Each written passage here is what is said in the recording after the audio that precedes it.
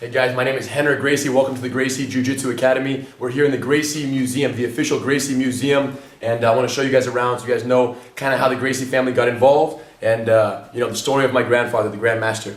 Of course, this is the family tree here, over about 258 names on the family tree. Men are in black, the girls are in white, and I'm right here, all the way down. My father is Harion, is the oldest one of Grandmaster Eliu's 9 children. And my grandfather, the Grand Master, is the youngest boy in his generation of the 8 siblings. Okay? So what happened was, of course, their father of this row here is Gaston, and Gaston's father was Pedro, and Pedro's father was George. George was the first Gracie to migrate from Scotland to Brazil, and that was in 1801.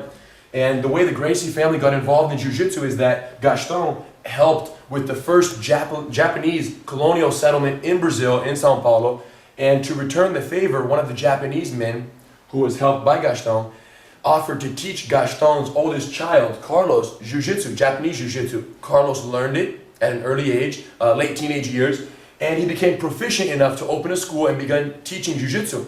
When he did that, his brothers began teaching with him and practicing with him, and my grandfather, who was the youngest brother, was too frail to practice the Japanese techniques. The doctors told him that he wasn't allowed to practice. So while his brothers practiced and taught the techniques, my grandfather, the youngest one, would sit on the sidelines and simply watch. 3 years went by, never practiced, simply watching.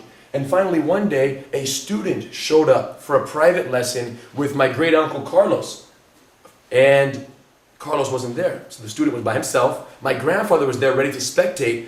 So naturally, my grandfather offered to substitute for his brother until Carlos showed up. So they went ahead and did the class, and my grandfather did the techniques based purely on memory and going through the motions. Of course, he was successful in teaching the techniques. The student liked the class very much, so much so that when Carlos finally showed up late for the class, very apologetic, the student said, "No problem, I don't mind that you were late as long as you let me keep taking classes with your younger brother Eliu." And so it was a student who promoted my grandfather from nothing to a teacher, and how ironic it was. So either way, my grandfather got involved, and the problem was the Japanese techniques. Great techniques, but they relied too heavily on the athletic abilities of the individual.